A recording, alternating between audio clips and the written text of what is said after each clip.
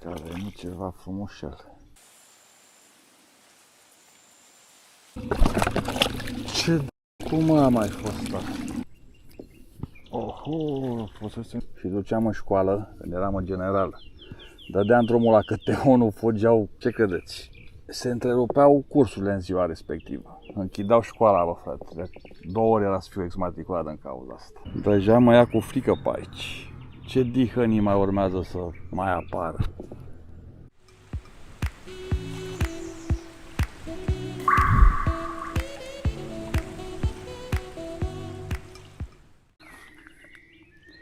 Vă salut, domn Cormorani. Bine ați venit la un nou episod, tot așa pe Relaxescu. Vom pescui la vargă și acum, momentan, caut un loc să văd pe unde mă așez. Deja am o aureolă de țânțari, e jale cu ei. Uite ce pasăre. Noroc că am un spray la mine și s-ar putea să scap de ei. Aici ne instalăm, dragi cormorani, unde am dat ultima oară în plăticile alea. Am mai căutat ceva locuri, dar nu sunt așa de accesibile, au crescut bălăriile foarte mari. Așa că ne vom juca aici. Un scaunel mititel. Ce bine. Mă bate soarele doar în cap pentru probabil următorul sfert de oră, după care se va lăsa după copaci ăștia. Perfect. Ia să-i dau eu până fac ocoloșul chinezesc. Să-i dau puțin mălai. Cu mălai vom nădi și la partida de azi. Chiar sunt curios după plăticile alea pe care le-am prins aici, dacă mai dăm de ele. Dacă au mai rămas tot prin zonă. Bun, asta e să dau cu spray, că mă bâzie rău de tot ăștia.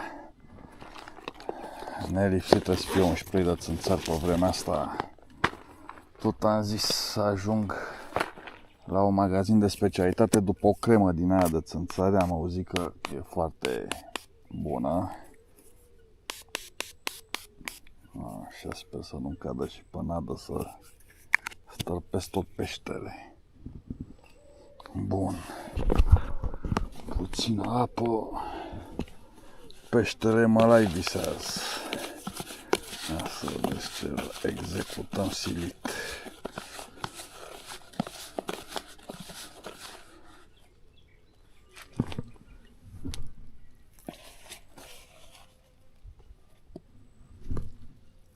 Ala e. Nici prea mult că se umflă în burtă după aia. Foarte util spray-ul cu apă, nu mai stai să greșești cu doza de apă. Întotdeauna puneam mai mult, e mai puțin e o problemă, că îmi pui, că până la urmă reglezi, dar până la urmă pui mai mult. Hai, mă, nene, să-i luăm niște cârjence de-alea grase și frumoase. Așa, cam atât cât pentru o partidă scurtă. Îi bag cam 40% întăritor să nu mai... Bine că ai căzut pe mine, pătează ca lumea întăritorul ăsta alb. Ai nimic, stăm la pescuit, nu pe Champs-Élysées. Bun. Și acum fusăială.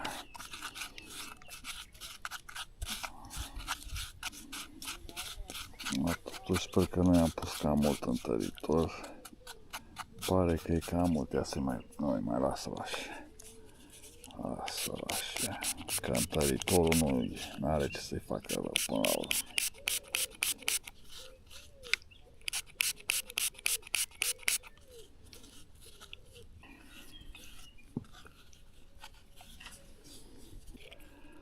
O achiziție extraordinară crăcanul ăsta.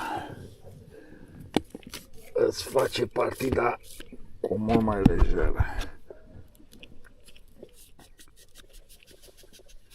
Și estetic arată foarte bine și foarte util. Micuța de 3,60, finețe maximă. Foarte ușurică, 80 de grame parcă. Exact ce trebuie ca să simți peștele cât mai bine. Ac micuț și să dăm startul partidei. Atât deja îmi place cum se simte și cocorușul. Ia să te vedem, băi, tinere. Și acum să punem în practică calitățile pescărești, adică răbdarea. Că deja în trăsătură, nici nu trebuie să avem prea multă răbdare, a plecat cu ea. Haide, iată. Bun. Deci funcționează. Nu e chiar nici specia, nici mărimea țintă, dar nu ne deranjează deloc. Să punem niște apică în găleată, să o avem pregătită aici. Să-mi desfac și marele mincioc. Asta trebuie să-i fac o prelungire a materialului ca să poată intra peștele mult mai bine în el. Că în rest, el nu e rău deloc. Dacă ar fi materialul mai lung, ar intra și pește foarte mare fără probleme în el. Doar că e prea scurt și sare înapoi în apă. Am ieșit cu sculele de oraș, ca să zic așa. Foarte mici, ca să încapă toate într-o sarsanacă mai mică.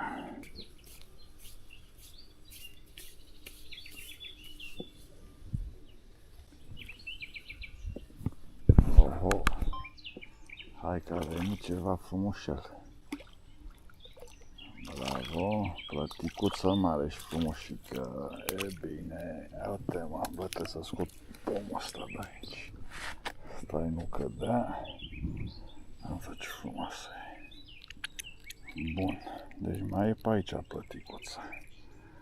Până la urmă am băgat vierme, că nu sunt foarte sigur dacă chiar mi-a ieșit bine cocoloșul acela, deoarece am pus, ați văzut, mai mult întăritor. Și când pui mai mult întăritor, îl faci prea mucos, așa-ți începe să se întindă prea mult în apă, să cadă de pac. Îl mai lăsăm un pic la vierme. Uite ce bine se mișcă în continuare viermii. Foarte frumos trag plăticile astea. O să încerc să instalez și camera cu zoom să vadă pluta. Pleacă ușor cu ea, așa, de să o pună pe lat, după aia frumoasă trăsătură. Bun, hai că m-am veselit cum trebuie. Să-i băgăm firul în apă, vârful ușor în apă, ca să nu ne mai facă borta aia, să ne o plimbe pe toată apa.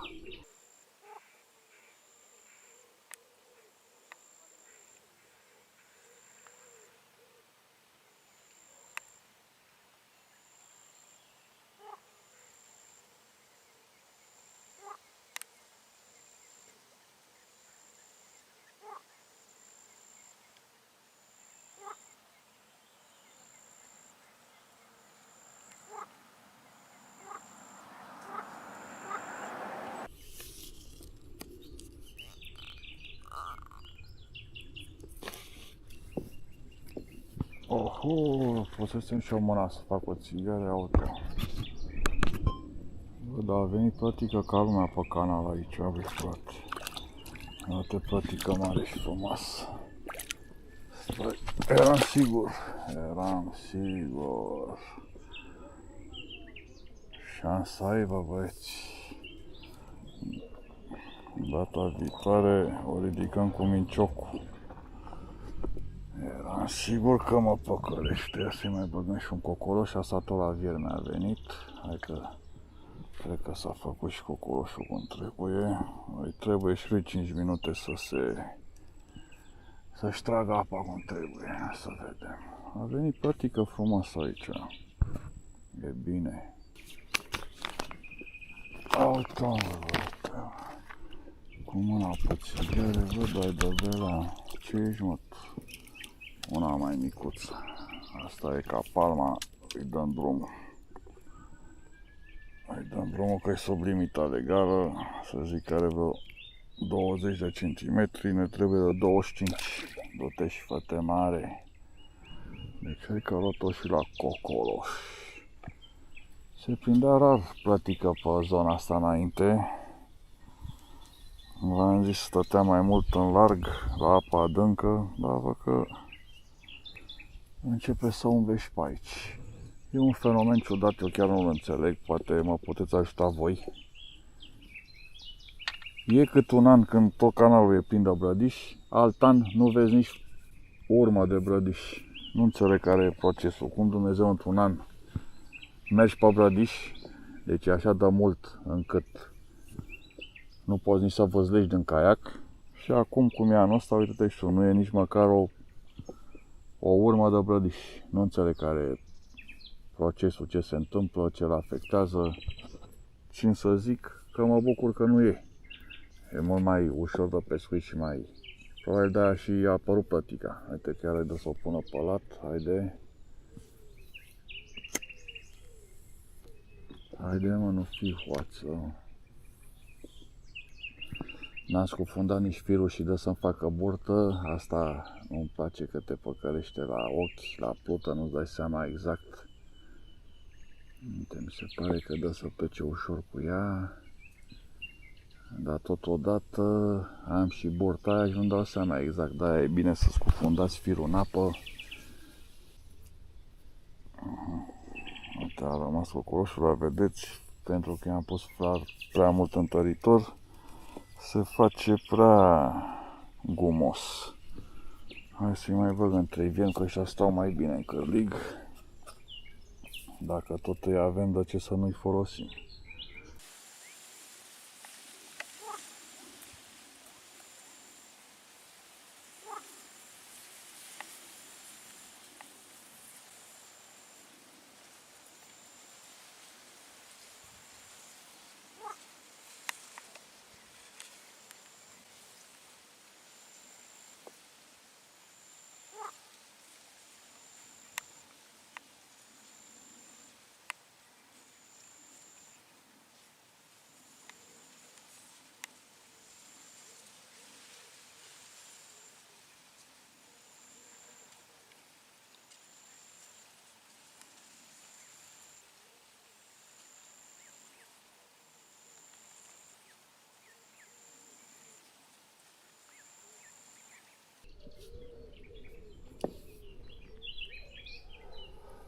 Încă ceva, uite ce babușcă mare și frumos. Bun. Bă, deja mă pun pe pagubă. Cred că trebuie să trec la arce mai mari. Ce babușcă mare și frumos. Chiar mă gândeam că azi, înainte să vin la pește aici, am făcut o prospecție așa cu placa pe lac. Și mi-am comandat de curând, n-am pescuit niciodată, trebuie să recunosc, la clonc. Mi-am comandat de curând un clonc pe care ar cam trebui să îl pun la treabă. O să... Probabil că de curând, în episodul viitor, sper să reușesc să ies și la clonc, să-mi găsesc niște râme groase, să văd de unde fac rost de o montură. De la Ticu ar trebui să mă duc să o iau, dar cum stă foarte departe de mine, o montură din aia teaser de la, sau cum se numește, special pentru somn, și să-l cloncănim așa un pic prin larg, să vedem, băi nene, prea aș mânca și eu un somn. N-am mai mâncat un somn de 2 ani de zile. Să fac și un storceag și niște rondele din alea pe grătar ar fi super. Uite-l.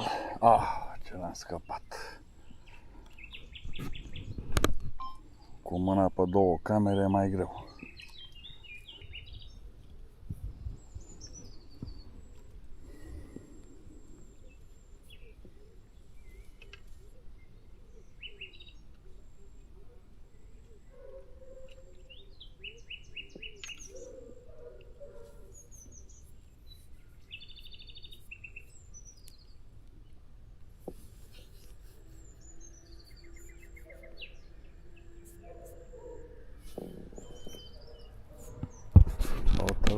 Ce rapid a luat la cocoloș.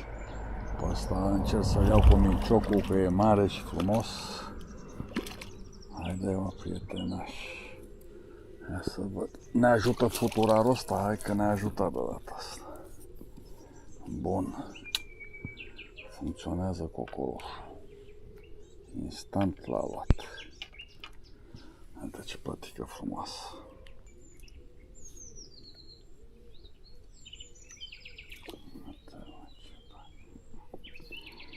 Nici n-a lăsat-o să coboare. Dihania asta mică. A luat-o din zbor. Du-te și fă-te mare. Am numai bale pe fir. Băloasă rău plătica asta. Asta ar fi trebuit să se numească bălos, nu babușca. Să-i mai punem un mic cocoloș. Am văzut că dacă e mai mic, stă chiar mai bine.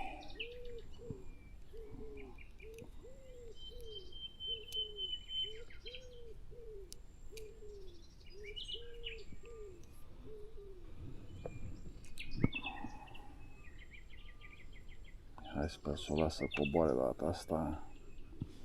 Plin de fircă din asta pe aici.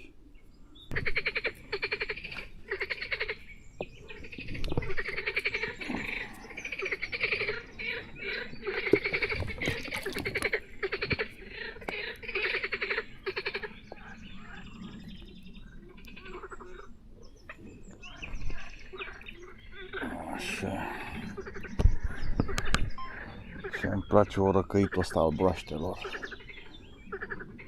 I-am nădit încă câteva degețele de mălai să ținem pe zonă. Funcționează binișor mălaiul ăsta.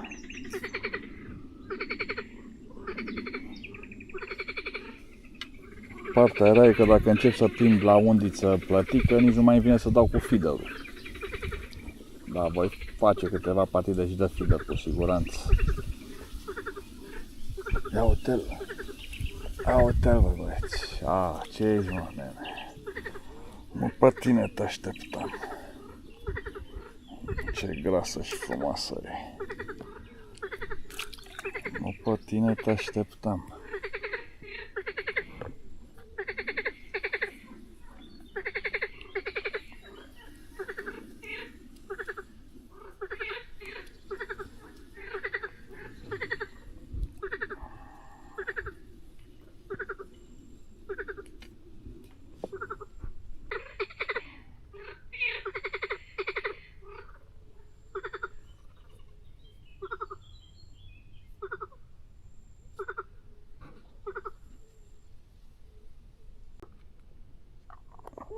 Dau de 2-3 ori cu cocoloș, de 2-3 ori cu vierme.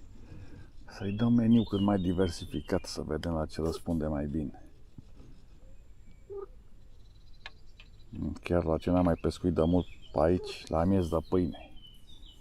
Ia uite că e pe ea direct. Aia era nada de momeala de bază pe zona asta. Miez de pâine amestecat cu zahăr, uneori zahăr valinat. Făceai niște guguloaie de alea mari. Dădeam la baza sportivă, pe vremea aia era acces, eram copil.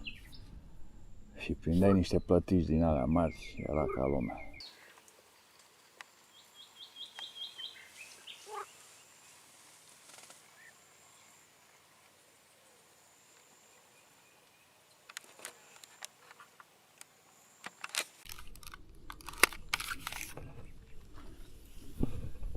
Uite, băi, ce l-am ratat pe ăsta. Mai filmez cu camera cealaltă și... Uite-te și tu, asta a fost o trăsătură, am și simțit 2-3 secunde, era pește serios ăsta. Hai să stăm pe el. Ia uite ce avem aici, fiți atenți, voi tot regnul animal vine pe la picioarele mele pe aici să vă arăt.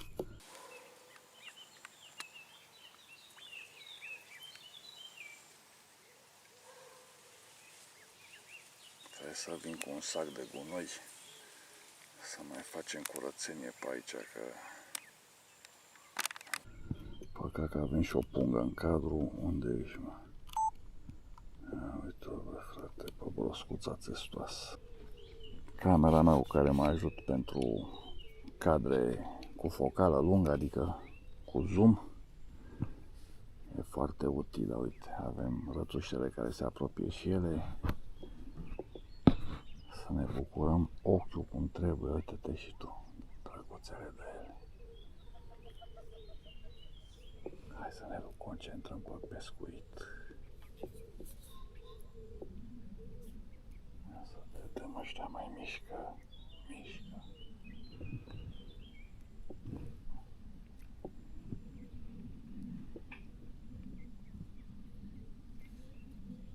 Rățușca cu 3-4 pui.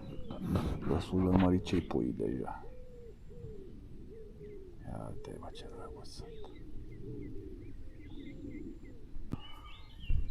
O mână pe amarul ăsta de țigare, Doamne, ce ratare am avut. Deci a pus-o pe lat complet și am și simțit, era plătică. E felul plăticii, da, tragerea, pun-o pe lat. Cu chiștocul în gură, firar mama lui vreau să-l aprind și uite, i-am dat-o târziu, am tras cu stânga, aia e. Dăm după urmăritorul. Hai că e păiaș ăsta. Ia să-l vedem.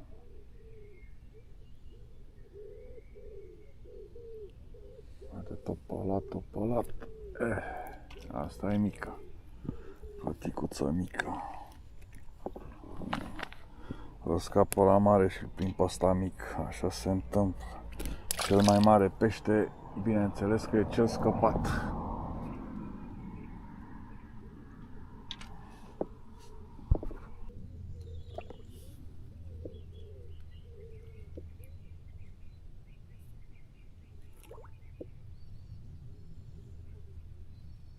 Ce asta, bă, băiat? Șarpe, bă, frate.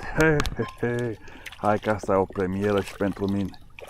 Ia uite cât am mai șarpe, am agățat. Ce mă fac eu cu ăsta, bă, băiete? Hai că asta n-am mai pățit-o până acum. Cum mă să agăț dita mai șarpele? Vai de mine, hai mă, dezgață-te de acolo. Bă, cât șarpele, bă, băiete, bă, cum îl dezgăț eu pe ăsta? Că n-aș pune mâna pe el, nu de frică, ci de faptul că o să miros foarte urât după aia. Ce mă fac eu cu tine, bă, amarule? Ia-o-te, mă, să mai răsuciși după fir. Băi, amarule, de unde ai venit? Ia uitați, băi, frate, ce partidă cu surpriză. Of, stai așa că-i tai pielița asta un pic, că am fost fecuța la mine. Că e agățat doar de margine, așa. Stai, mă, că nu vreau să te rănesc nici pe tine. Multă lume are boală pe șerpi, eu nu, pentru că ei sunt simbolul sănătății, să știți și voi, și a prosperității. Ia auzi-l cum face, ia auzi-l cum face. O, mă, nu te încovoia prea tare, că vreau să te eliberez, banditule. Mai rău e că mi s-a încolăcit firul. Ia uitați, bă, băiete. Ia auzi-l, mă, nene, cum face.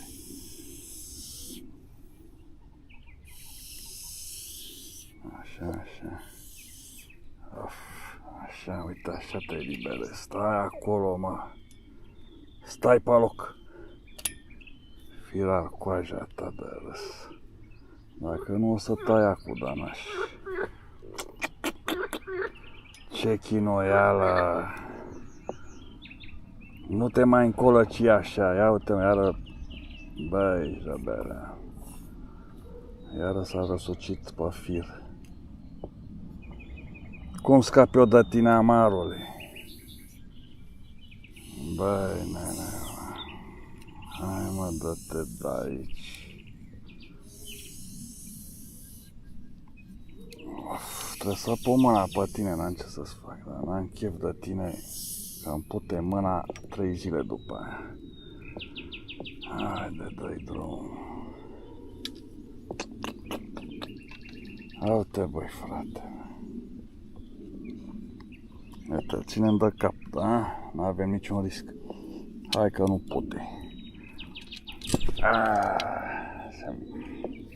Amar. Uite-l, bă, ce se înconvoie, că nu pot să tai acu de aici. Extraordinară partidă, băi, frate, băi.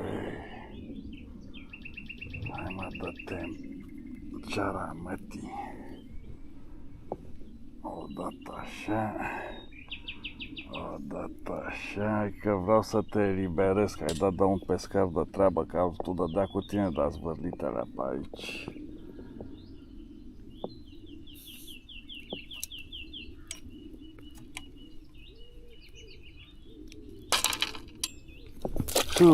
Bineînțeles că m-am împuțit, am zis eu că ce pute, mamă, Doamne Dumnezeule, în ce hal puți. Hai că s-a mai dus, da, așa m-am lăcuit când eram copil. Umpleam cât un ghiozan de ăsta de șerpi și duceam în școală, când eram în general. Dădeam drumul la câte unul, fugeau ăștia ca pui ăia de o zi, crescuți pe la București, vă dați seama că nu aveau contact cu așa ceva. Ce credeți? Se întrerupeau cursurile în ziua respectivă. Închideau școala, bă, frate. De 2 ori era să fiu exmatriculat în cauza asta. Ce a puțit. Hai că a scăpat cu bine, l-am scos frumos. Aventură, domne, vezi, niciodată nu știi ce te așteaptă la pescuit. Merită un like pentru treaba asta, domnilor. Și o abonare dacă încă nu sunteți abonați. Să nu mai zic ce bucurie mi-ați face dacă ați deveni membri, ca să mai ajutăm cu boabe dihănile canine care zac înfometate pe temir unde. Da, ce-mi pute mâna. Păi, da, mine.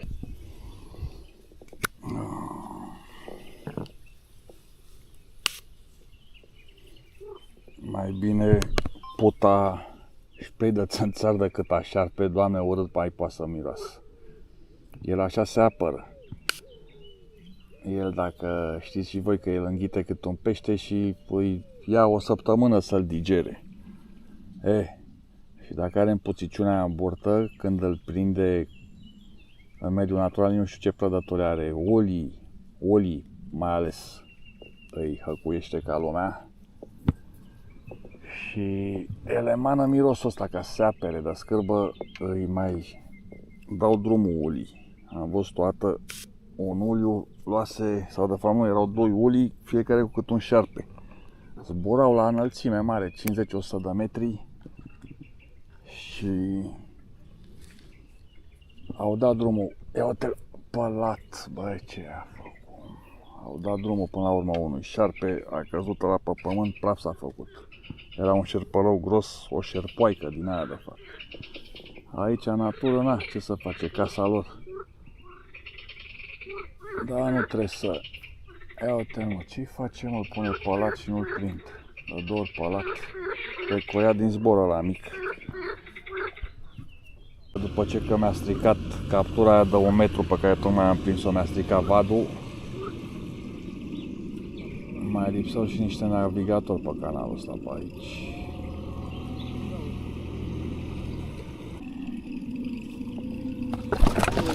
Ce dracu m-a mai fost? Bă, băiete, bă, se întâmplă lucruri stranii pe aici. Deci nu înțeleg ce a fugit în apă pe aici, de mi-a rămas și cutia. Să vedem dacă se vede pe filmare. Deci a venit așa ca un bolovan care n-avea de unde să cadă în diagonală. Direct în cutia mea s-a dus de nebun încolo. Să fi fost un șobolan de la de apă, bă, deja mă ia cu frică pe aici. Ce dihănii mai urmează să mai apară? Văd că apar tot felul de dihănii, numai pește nu. Mamă, sper că era orientată camera cât de cât în jos, să văd ce Dumnezeu putea să fie ciudățenia aia. Deci n-am mai pomenit așa ceva. Să vină din partea aia așa, să îndărâme astea pe aici. Doamne, Doamne.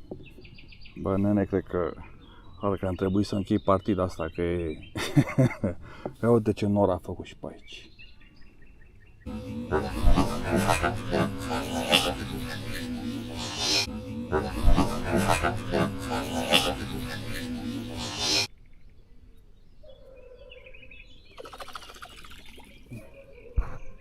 altă dihanie, numai peștele nu mai apare. Fantastic. Ce bine începusem partida. Ce să mai, deci a mai trecut un sfert de oră, incredibil. Ori că îmi miroase mie mâna ciudat și când pun mâna pe momeală rămâne mirosul ăla și nu mai vin alți pești. O să le eliberez și pe plăticile astea, că n-am ce să le fac. Hai mă, fugiți și bucurați-vă. Hai că vă reveniți, nu fiți bandite. Că vă reveniți imediat. Haide, hai. Hai, curaj, curaj. Își revin ele, că n-au de ce să nu-și revin, au stat în apă proaspătă, doar că le trebuie un imbold. Gata, una a plecat, pleacă și cea de-a doua. E bine. Hai, plecăm cu mâna goală azi. Dar măcar a fost o aventură pe cinste. Mai rar să prinzi așa ceva. Fac pariu cu voi că nici 2% dintre voi n-au prins așa ceva până acum. La o captură ca asta preferam șușoiul decât așa ceva. Băi frate, pot să zic că am prins o captură de 1 metru, da? Fără probleme. N-am măsurat-o, dar cu siguranță avea 1 metru. Ce să mai, nu mai trage deloc, că mai stăteam cu mare plăcere. Gata, domnilor cormorani, mă las bătut, nu mai vrea de niciun fel. Asta a fost partida pe ziua de azi, distractivă, întotdeauna în natură ieși în câștig. Ce să vă mai zic, să ne vedem sănătoși și până data viitoare, fire întinse cormorani.